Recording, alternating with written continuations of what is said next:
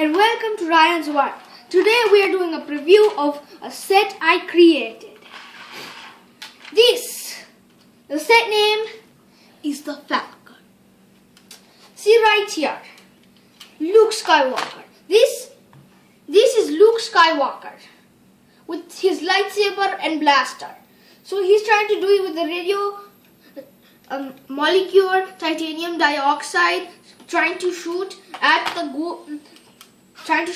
Ninjago Lloyd Master. See? And if you think that this is just an ordinary plane, you must have second thoughts about that.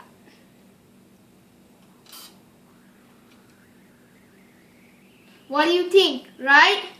So this is to dodge all the maneuvers. This is a lightsaber rack and a signal, and it works out pretty good. Now to the minifigures. What?